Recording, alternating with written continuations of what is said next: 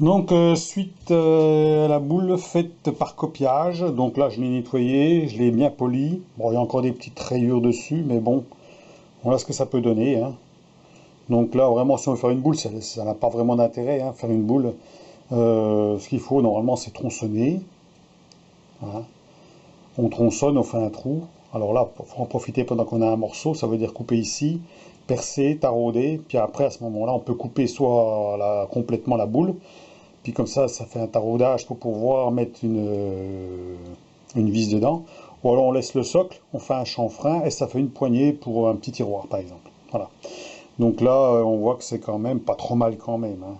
Bon, une fois que c'est poli, voilà, avec un chiffon, c'est quand même assez propre. Voilà, je suis parti quand même avec une boule qui était comme ça. Voilà, en plastique.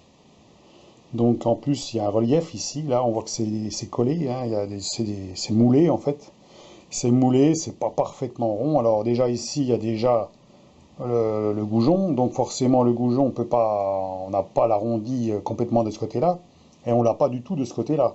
Donc forcément, quand on fait un suivi sur une courbe avec le palpeur, bah là on va se retrouver avec un vide.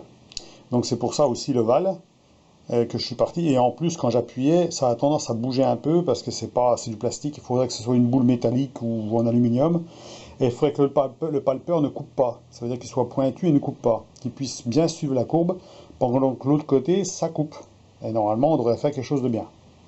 Alors j'ai remarqué qu'en faisant avec le traînard, en utilisant le traînard au milieu du petit chariot au-dessus, en suivant la courbe, c'est beaucoup plus facile en fait. On part de là, et bien entendu, il faut dégrossir avant, hein. Et après, tout doucement, eh ben, on suit une courbe, hein, et puis on fait pareil de l'autre côté.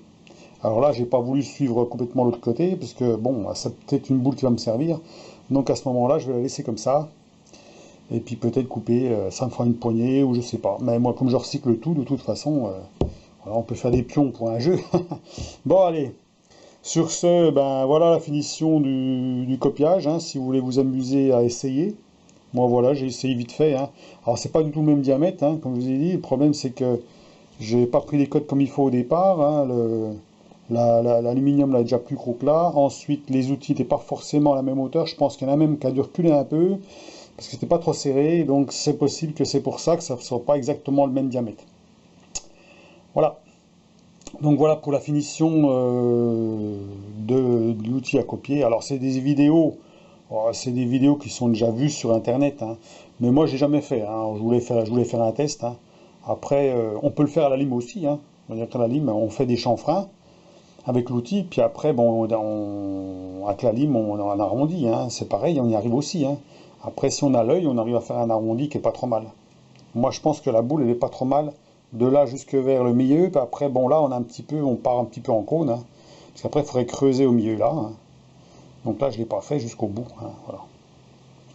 Donc voilà pour la vidéo, à vos commentaires, et puis ma foi, ben, amusez-vous bien si vous voulez vous amuser à faire ça, et puis à la prochaine. Allez, à plus, au revoir.